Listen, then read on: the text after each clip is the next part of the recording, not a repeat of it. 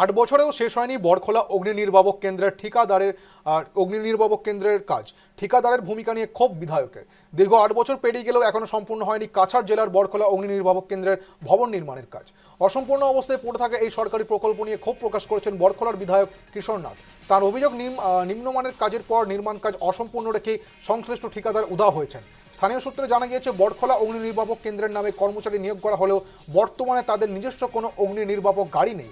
কর্মীদের ডাক বাংলোয় অবস্থান করে দায়িত্ব পালন করতে হচ্ছে। ফলে বড়খোলা ও আশেপাশের এলাকায় অগ্নিকাণ্ডের ঘটনা ঘটলে দ্রুত ঘটনাস্থলে পৌঁছে আগুন নিয়ন্ত্রণে আনা সম্ভব হচ্ছে না। জরুরি পরিস্থিতিতে শিলচর কিংবা উদারবন্দ থেকে অগ্নি নির্বাপক গাড়ি আসার অপেক্ষায় থাকতে হয় মানুষকে। সম্প্রতি অসম্পূর্ণ ভবনটি পরিদর্শন করলেন বিধায়ক কিশোর নাথ। পরিদর্শনের পর তিনি বলেছেন, বড়খোলাবাসীর দীর্ঘদিনের দাবির ভিত্তিতেই তার আগের বিধায়কত্বের সময় এই অগ্নি নির্বাপক কেন্দ্রের অনুমোদন আনা হয়েছিল, কিন্তু পরবর্তীকালে প্রকল্পটির কাজ কেন বছরের পর বছর অসম্পূর্ণ পড়ে রয়েছে তা তদন্ত করে দেখা প্রয়োজন। অগ্নি নির্বাপনের মতো গুরুত্বপূর্ণ পরিষেবা আটকে থাকায় বড়খোলাবাসীর মধ্যে উদ্বেগ বাড়ছে, কারণ এখন বিধায়কের উদ্যোগে প্রকল্পটি কবে বাস্তবপূর্ণ সম্পন্ন হয় সেই দিকেই তাকিয়ে স্থানীয়রা। 8 বছর পরও শেষ হয়নি বড়খোলা অগ্নি নির্বাপক কেন্দ্রের ভবন নির্মাণের কাজ। অভিযোগ, নির্মাণ কাজ অসম্পূর্ণ রেখে সংশ্লিষ্ট ঠিকাদাররা উধাও হয়েছেন। দীর্ঘ 8 বছর পেরিয়ে গেলেও এখনও সম্পন্ন হয়নি কাছাড় জেলার বড়খোলা অগ্নি নির্বাপক কেন্দ্রের ভবন নির্মাণের কাজ।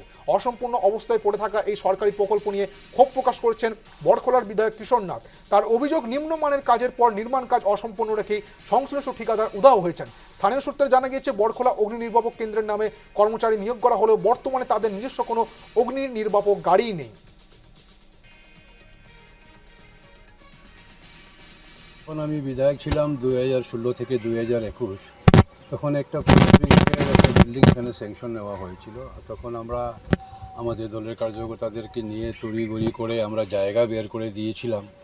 জায়গাটা বের করে 2000 প্রায় ওই সময় 18 বা 19-এই আমরা সেই বিল্ডিংটার আমরা ফাউন্ডেশন স্টোনও লে করেছিলাম।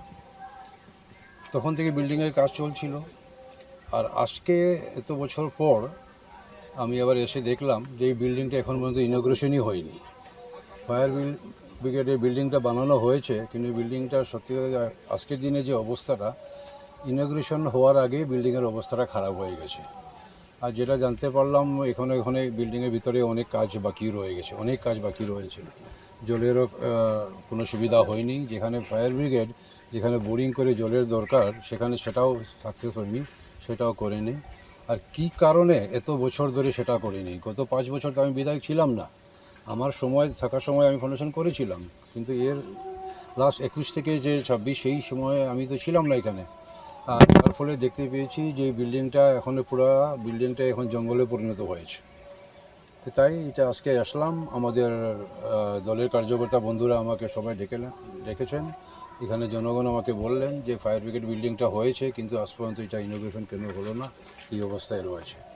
তাই আজকে সরজমিনে এসে দেখতে পেলাম যে এই ফায়ার ব্রিগেডের বিল্ডিংয়ের অবস্থাটা সত্যিকারেরই খারাপ। পাশে একটা রয়েছে, টেম্পোরারি একটা ঘর রয়েছে, ওইখানে কজন রয়েছেন। এখন পর্যন্ত এখানে ফায়ার ব্রিগেডের গাড়ি নেই। এখানে পার্মানেন্ট গাড়ি দুটো থাকার কথা ছিল, ফায়ার ব্রিগেডের পার্মানেন্ট অফিস হওয়ার কথা ছিল। সেই সব তখন আমি থাকাকালীন সেগুলো স্যাংশন করেছিলাম। কিন্তু দুঃখের ব্যাপার, আজ পর্যন্ত সেগুলো হয়নি। আর জনগণের আশীর্বাদে এবার আমি আবার ফিরে এসেছি বড়খোলায়।